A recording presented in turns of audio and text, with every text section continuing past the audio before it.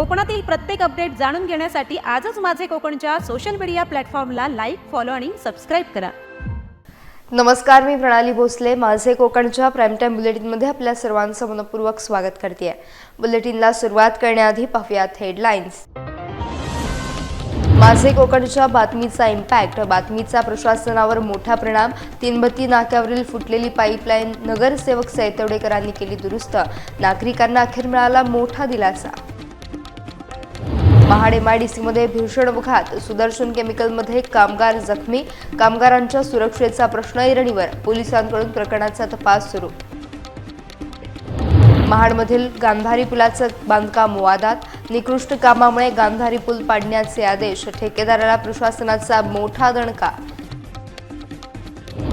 आणि जयम म्हात्रेंवर ईडीची कारवाई, कोटींची मालमत्ता जप्त, म्हात्रेंचा भाजप प्रवेश ठरला निष्फळ, बाळाराम पाटलांचे गंभीर आरोप। पाहुयात सविस्तर वृत्त। खेड दापोली मार्गाचं काम सुरू असताना तीनबत्ती नाक्यात मंगळवारी रात्री पाईपलाईन फुटली होती।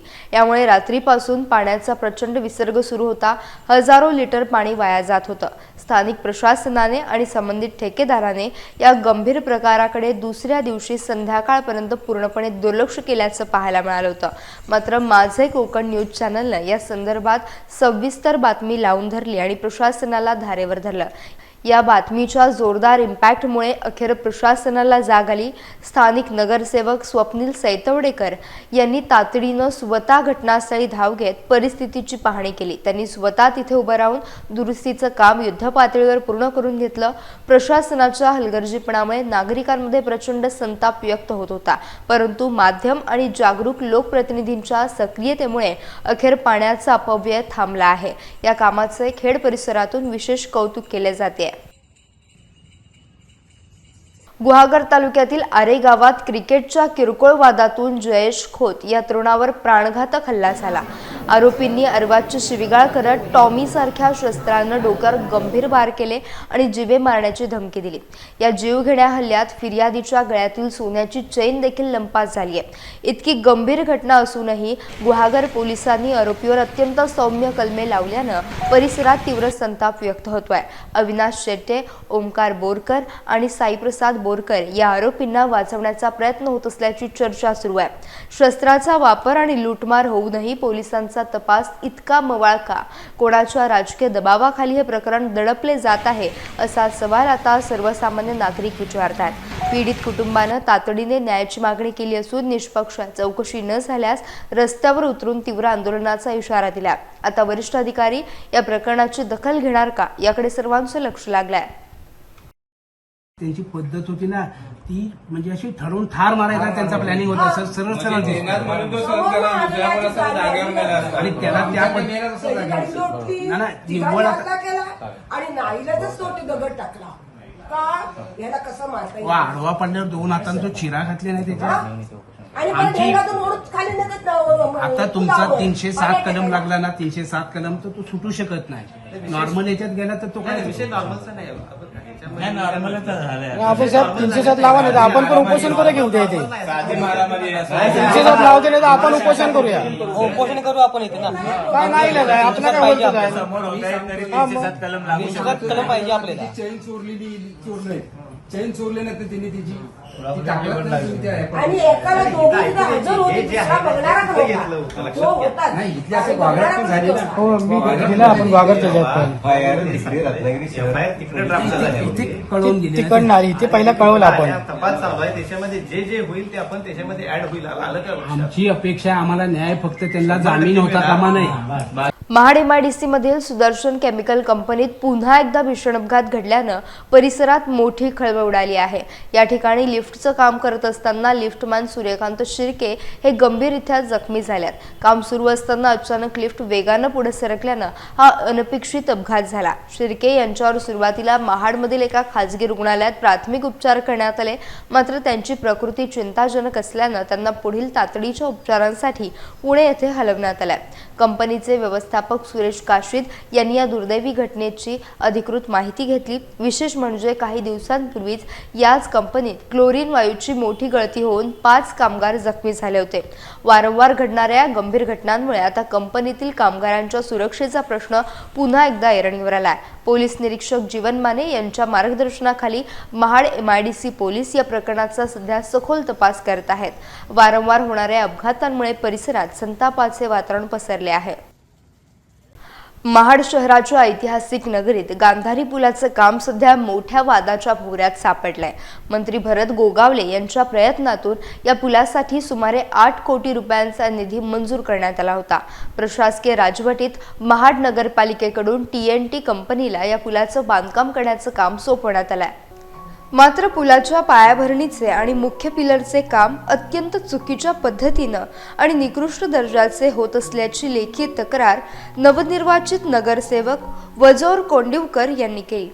तर पुलाचं काम करण्यासाठी महाड नगरपालिकेची यंत्रणा सक्षम नसल्यानं हे काम तात्काळ सार्वजनिक बांधकाम विभागाकडे वर्ग करण्यात यावे आणि या पुढील कामाची बांधणी तसेच पाहणी त्यामार्फतच व्हावी अशी मागणी नवनिर्वाचित उपनगराध्यक्ष संदीप जाधव यांनी केली। पालिकेला अशा प्रकारचं ब्रिज बांधण्याचा कुठल्याही प्रकारचा अनुभव नाही आणि एवढ्या मोठ्या प्रमाणात ब्रिज होत असताना या ठिकाणी ते वास्तविक सार्वजनिक बांधकाम विभागाच्या मार्फत करणं अपेक्षित होतं। परंतु ठीक आहे, जर करत असतील तर त्या ठिकाणी नगरपालिकेचा सक्षम तांत्रिक अधिकारी त्या ठिकाणी उपस्थित पाहिजे आणि त्या दृष्टीनं त्यांनी लाईन आउट वगैरे काय असतील त्या तांत्रिक गोष्टी पडताळणी करणं आवश्यक होतं। परंतु कुठल्याही प्रकारची त्या पडताळणीच्या बाबी झालेल्या नाही। म्हणूनच ही बाब जवळजवळ अर्धा पिलर भरल्यानंतर कॉन्क्रीटने भरल्यानंतर ही लक्षात आली आणि ते जर आज झालं नसतं तर आज मोठं अनर्थ झाला असता आणि अशाच प्रकारचं ठेकेदाराचं काम थांबवलेलं आहे आम्ही आणि ते पूर्ण त्याचं ते पिलर आहे मधला जो अलाइनमेंट चुकले ती तांत्रिकदृष्ट्या पूर्ण काढून त्या ठिकाणी नवीन पिलर उभारण्याचे या ठिकाणी सूचना सचिन पोरे म्हणून आहेत ते कन्सल्टंट त्यांनी दिलेले आहे। या तक्रारीची गंभीर दखल घेत महाडचे बांधकाम अभियंता प्रवीण कदम यांनी प्रत्यक्ष घटनास्थळी पाहणी केली। त्यांनी संबंधित पिलरचे बांधकाम निकृष्ट असल्याचे स्पष्ट करत ते त्वरित पाडण्याचे कडक आदेश ठेकेदाराला दिले आहेत। ठेकेदाराला वर्क ऑर्डर दिलेली आपण TNT इन्फ्रा बिबीवाडी पुणे या ठेकेदारांना वर्क ऑर्डर दिली। या वर्क ऑर्डर देत असताना त्यांनी काम करत असताना पियर नंबर 1 चं बांधकाम जे आहे ते मध्य रेषेमध्ये नसल्याचं निदर्शनास आलं। इन्स्पेक्शन केल्यानंतर लक्षात आलं की खरंच मध्य रेषेमध्ये सेंटर लाईनमध्ये हा पियर नंबर 1 नाही। त्या संदर्भात मग तो पियरमध्ये जर नसल्यामुळे त्या संदर्भात त्यांनी कॅल्क्युलेशन्स वगैरे केली आणि 2 दिवसापूर्वीच ते पुन्हा साईटवर आले होते। त्यावेळी त्यांनी एक टेक्निकली सल्ला दिलेला आहे की बाबा हे जे काय पियरचं बांधकाम आहे ते पायाचं ते तोडून टाकावं आणि त्याप्रमाणे आपण ठेकेदारांना सूचना दिलेल्या आहेत ते तोडून टाका आणि त्या दृष्टीनं ते काम चालतं। या कारवाईनंतर परिसरात मोठी खळबळ उडाली असून TNT कंपनीचे इंजिनियर ओम यादव यांनी यावर आपली बाजू स्पष्ट करणारी अधिकृत प्रतिक्रिया दिली आहे। या सर्व प्रकारामुळे आता 8 कोटींच्या महत्त्वाकांक्षी प्रकल्पावर मोठे प्रश्नचिन्ह उपस्थित झाले आहे। ते आपण एक्स्ट्रा आता काय ह्या बाजूला टाकायलाच नाही पाहिजे होतं ते टाकलं आपण, ती चूक झाली हो ते झाली होती ते त्याच्यामुळे ते बार आपण कट केलं। एक्स्ट्रा का टाकले म्हणजे सर्वेच्या ह्याच्यात जरा आपलं हे झालं ना की बाबा आपण जे साईडला टाकायलाच नाही पाहिजे तिकडे टाकले आपण असं। तुम्हाला सांगितलं टाकायला की तुम्ही टाकलं? नाही चुकून झाले ते चुकून झाले। शासनाचा निधी असताना ठेकेदाराकडून हलगर्जीपणा का झाला हा प्रश्न महाडवासियांना सतावत असून पुढील तपास आणि कारवाईकडे सर्वांचं लक्ष लागलंय। माझे कोकणसाठी उदय सावंत, महाड, रायगड। रायगड जिल्ह्यातील महाड तालुक्यातून एक मोठी बातमी समोर येते. तालुक्यातील मौजे आसनपो येथील एका बंद घरामध्ये अज्ञात चोरट्याने घरफोडी करून जवळपास 21,000 रुपये किमतीचा मुद्देमाल लंपास केला होता. या चोरीच्या घटनेची माहिती मिळताच महाड MIDC पोलिसांनी तातडीने तपासाची चक्रे फिरवली. विशेष म्हणजे श्वान पथक आणि फॉरेन्सिक टीमच्या मदतीने पोलिसांनी तांत्रिक पुराव्यांच्या आधारे अवघ्या काहीच तासात या गुन्ह्याचा छडा लावला. या धाडसी कारवाईत पोलिसांनी आरोपी यश गायकवाड याला ताब्यात घेतलाय. त्याच्याकडून चोरीला गेलेले drill machine, screw gun, drill bit set आणि इतर साहित्य हस्तगत करण्यात आले. या प्रकरणी आरोपी विरुद्ध भारतीय न्याय संहिता कलम 305 आणि 331(4) नुसार गुन्हा दाखल करण्यात आला असून त्याला अटक करण्यात आली. सहाय्यक पोलीस निरीक्षक जीवन माने या प्रकरणाचा पुढील तपास करत आहेत. वेगानं केलेल्या या कारवाईमुळे महाड परिसरात पोलिसांचं मोठं कौतुक होत आहे. नवी मुंबईतील प्रसिद्ध कंत्राटदार JM म्हात्रे यांच्यावर अंमलबजावणी संचालनालय अर्थात EDनं मोठी कारवाई करत 18 कोटींची मालमत्ता जप्त केली आहे. वन जमिनीचा बेकायदेशीर ताबा घेऊन ती जमीन राष्ट्रीय महामार्ग प्राधिकरणाला हस्तांतरित करत कोट्यावधींचा मोबदला लाटल्याचा गंभीर आरोप त्यांच्यावर आहे. EDनं आतापर्यंत उरण आणि उल्वे परिसरातील म्हात्रेंची एकूण 70 कोटी रुपयांची मालमत्ता जप्त केली असून त्यात 3 मोठ्या भूखंडांचा समावेश आहे. या कारवाईवरून माजी आमदार बाळाराम पाटील यांनी म्हात्रेंवर आणि भाजपवर सडकून टीका केली आहे. शेतकरी कामगार पक्षात असताना EDच्या कारवाईपासून वाचण्यासाठीच म्हात्रेंनी भाजपचं कमळ हाती घेतलं असा आरोप पाटील यांनी केला. मात्र सत्ताधारी भाजपमध्ये जाऊनही त्यांना कोणताही दिलासा मिळालेला नाही. चुकीच्या कामाचे पुरावे आणि कागदपत्रे कायमस्वरूपी कधीही दाबून ठेवता येत नाहीत असं सांगत पाटील यांनी म्हात्रेंचा खरपूस समाचार घेतलाय. JM म्हात्रे यांच्या कंपनीवर EDची धाड पडलेली आहे आणि त्याच्यात त्या ठिकाणी 70 कोटीच्या मालमत्ता जप्त केलेली आहे. मला वाटतं त्यांच्या भाजप प्रवेशाचं कारण देखील हेच असावं की याच्यापासून सुटका करून घ्यावं म्हणून कदाचित ते गेले असतील. पण तक्रारदार हे भाजपचेच पदाधिकारी असल्यामुळे कदाचित त्याच्यामध्ये त्यांना सुटका न मिळता EDचे रेड त्यांच्यावर पडलेली असावी. निश्चितपणानं काही गोष्टी ह्या आपल्याला त्यांना सामोरच जावं लागतं हा याचा अर्थ आहे असं मी म्हणेन. रत्नागिरी जिल्ह्यातील संगमेश्वर तालुक्यातील लोवले गावात वन विभागानं अत्यंत धाडसी आणि कौतुकास्पद बचाव कार्य राबवलंय. 11 जानेवारी रोजी रात्री उशिरा येथील एका कोरड्या विहिरीत 5 रानगवे पडल्याची धक्कादायक माहिती वन विभागाला मिळाली होती. यामध्ये 2 मोठे रानगवे आणि 3 लहान पिल्लांचा समावेश होता. सुमारे 20 फूट खोल विहिरीत अडकलेल्या मुख्या प्राण्यांना स्वतःहून बाहेर पडणे कठीण झाले होते. घटनेचे गांभीर्य ओळखून वन विभागाचे पथक तातडीनं घटनास्थळी दाखल झाले. विभागीय वनाधिकारी गिरिजा देसाई यांच्या मार्गदर्शनाखाली JCBच्या मदतीने विहिरीला एका बाजूने मोठा रॅम्प तयार करण्यात आला. या यशस्वी नियोजनामुळे रात्री 1:30च्या सुमारास 5ही रानगवे कोणत्याही दुखापती विना सुखरूप बाहेर पडले आणि त्यांनी पुन्हा जंगलाची वाट धरली. वन विभागाच्या तत्परतेचे सर्वत्र अभिनंदन होत आहे. अशा आपत्कालीन स्थितीत नागरिकांनी तात्काळ टोल फ्री क्रमांकावर संपर्क साधून वन विभागाला माहिती द्यावी असे आवाहन प्रशासनाकडून करण्यात आले आहे. कणकवली जिल्हा परिषद निवडणुका संपल्यानंतर देखील राजकीय वातावरण तापलेलं पाहायला मिळत आहे. ठाकरे गटाचे माजी आमदार परशुराम उपरकर यांनी पालकमंत्री नितेश राणे यांच्यावर सडकून टीका केली आहे. पालकमंत्र्यांनी नुकताच जिल्हा परिषद निवडणुकीत अदृश्य शक्ती कार्यरत असल्याचं खळबळजनक विधान केलं होतं. जर पालकमंत्र्यांमध्ये खरोखरच हिंमत असेल तर त्यांनी त्या अदृश्य शक्तीचं नाव तातडीनं जाहीर करावं. विनाकारण भीतीचं वातावरण निर्माण करण्यापेक्षा सत्य जनतेसमोर आणावं असं खुलं आव्हान त्यांनी दिलं. कणकवली येथे आयोजित पत्रकार परिषदेत ते बोलत होते. नंतर पालकमंत्री आणि राणे कुटुंबीय अदृश्य शक्ती आमच्या विरोधात काम करते अशा प्रकारचं सांगतात. ती अदृश्य शक्ती कोण, त्याचं नाव काय, हे हिंमत असेल तर त्यांनी जाहीर करून दाखवावं. कारण ज्याच अदृश्य शक्तीने लोकसभेच्या निवडणुकीला 1,000 रुपये वाटले होते, ती अदृश्य शक्ती की मालवण विधानसभेला 3,000 रुपये मतदारांना वाटले, ती अदृश्य शक्ती की आज या ठिकाणी फोंड्याच्या निवडणुकीमध्ये भाजपचा उमेदवार पडला आणि अपक्ष निवडून आला, तसंच पुणे तालुक्यामध्ये नेरूळ मतदारसंघामधून जो शिंदे गटाचा उमेदवार पडून अपक्ष उमेदवार निवडून आला आणि तशा प्रकारचे सावंतवाडी मतदारसंघात झाले ते अदृश्यक्ती कोण ते एकदा नाव जाहीर करावं. जनतेच्या मनात संभ्रम असता कामा नये आणि पालकमंत्र्यांनी जनतेच्या मनात संभ्रम ठेवू नये. राजपुरी जिल्हा परिषद गटात शिवसेना शिंदे गटानं वर्चस्व गाजवत विरोधकांच्या 6 पक्षांच्या महाआघाडीला चारी मुंड्या चित केलाय.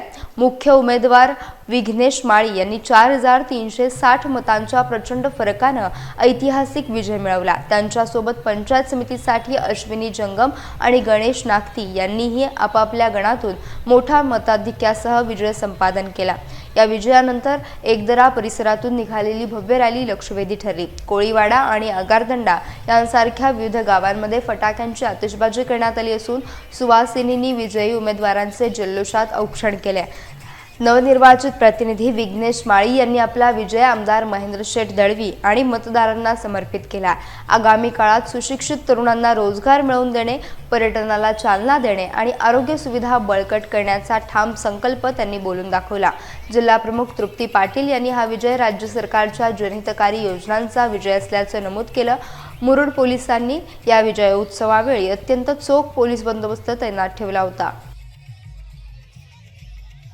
एकतर शिवसेनावर या जनतेने भरपूर प्रेम केलेलं आहे आणि जसे आमचे दमदार आमदार त्यांची कार्यप्रणालीवर विश्वास ठेवून प्रत्येक जनतेने, प्रत्येक महिलेने म्हणजे आमचे नेते, मुख्यमंत्री साहेब, उपमुख्यमंत्री साहेब आताचे एकनाथजी शिंदे यांनी या योजना राबवल्या, लाडकी बहीण योजना, त्याचा जास्तीत जास्त प्रतिसाद आम्हाला मिळाला.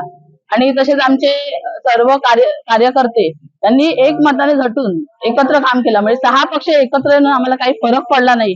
आणि मला आणखीन एक सांगावं असं वाटतंय की विरोधकांनी जी टीका केली होती की आमचे विघ्नेश दादा इथले नाही आहेत किंवा आम्ही भूमिपुत्र आहोत, त्या टीकेलाही न जुमानता आमच्या विघ्नेश दादांचा एवढा भरघोस घवघवीत यश मिळाला, त्याबद्दल मी जनतेचे आभार मानते. आणि एक शिवसेना जिल्हा प्रमुख म्हणून महिलांची जी ताकद, म्हणजे आमचे विरोधी नेते, पक्षनेते असे म्हणत होते की काय करणार या महिला फिरवून, याचा काही उपयोग नाहीये, पण काय उपयोग झाला हे त्यांना आम्ही दाखवून दिलेलं आहे. तर म्हणजे तुम्ही 4 म्हणालात, पण माझ्या मते 6 पक्ष होते. 6 पक्ष विरुद्ध शिवसेना एकटी असा हा संघर्ष होता. मी अनेक वेळा सांगितलं की विरोधकांना असं वाटत होतं की अशा प्रकारची अभद्र युती करून आम्ही शिवसेनेला एकटं पाडून त्यांना कोंडीत पकडण्याचा प्रयत्न करू आणि शिवसेनेला आम्ही पराभूत करू. परंतु कदाचित त्यांना हे माहीत नव्हतं की किती जरी पक्ष एकत्र आले तरी सर्वसामान्य जनता आणि इथले तमाम आमचे शिवसैनिक हे शिवसेनेच्या पाठीमागे, धनुष्य बाणाच्या पाठीमागे आणि आमदार साहेबांच्या पाठीमागे हे अतिशय ठामपणे उभे आहेत. आणि इतकी युती करून सुद्धा आज जवळपास 4,500 मताधिक्याने हा जो काय घवघवीत यश शिवसेनेला आलं. माझ्या समवेत माझे 2ही पंचायत समितीचे उमेदवार हे सुद्धा जिंकून आले आणि एक उमेदवार लगभग 2,002 मतांच्या मताधिक्याने आणि एक उमेदवार लगभग 2863 मतांच्या मताधिक्याने निवडून आले. हे ह्याचंच द्योतक आहे की इथली जनता ही खऱ्या अर्थाने शिवसेनेच्या पाठीमागे ठाम उभी आहे.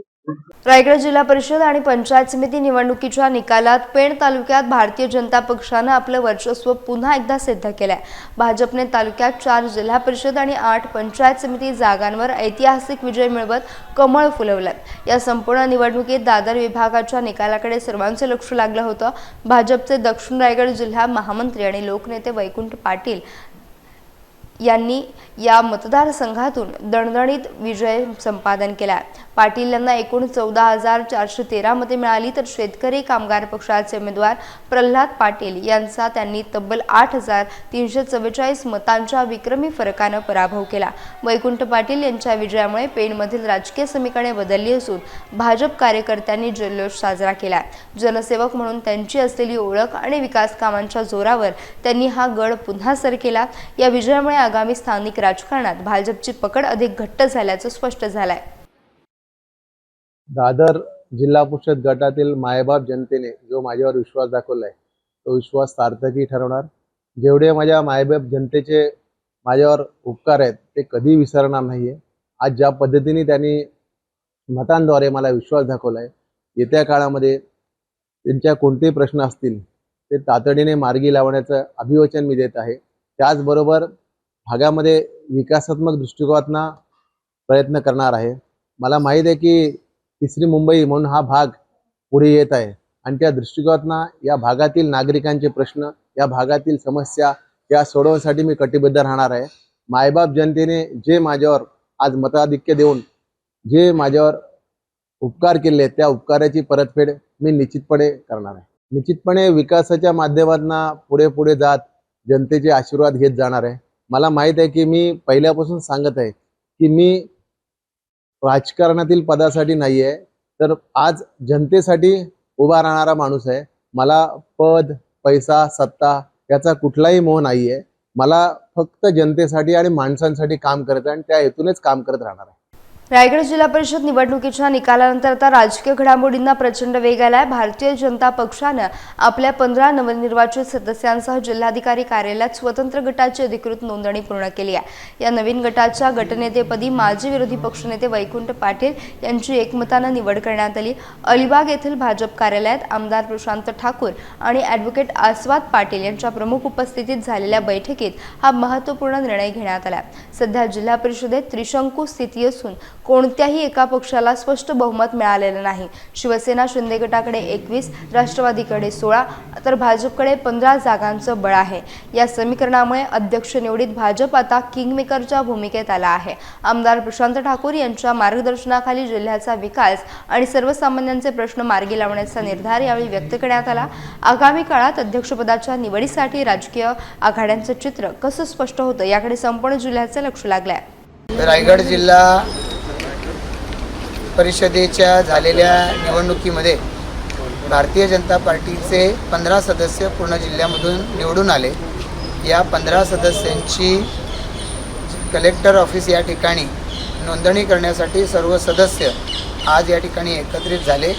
या संदर्भात आमची जी बैठक अलिबाग इथल्या भारतीय जनता पार्टीच्या कार्यालयामध्ये संपन्न झाली.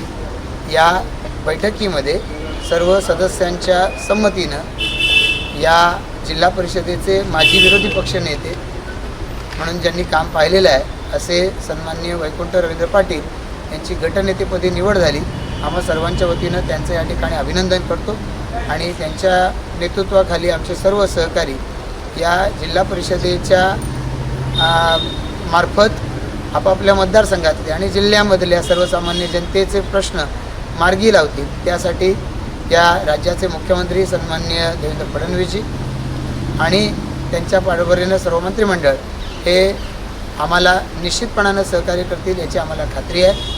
राज्याचे उद्योगमंत्री उदय सामंत यांनी BSNLच्या ग्राहकांसाठी एक अत्यंत महत्त्वाची आणि आनंदाची बातमी दिली आहे.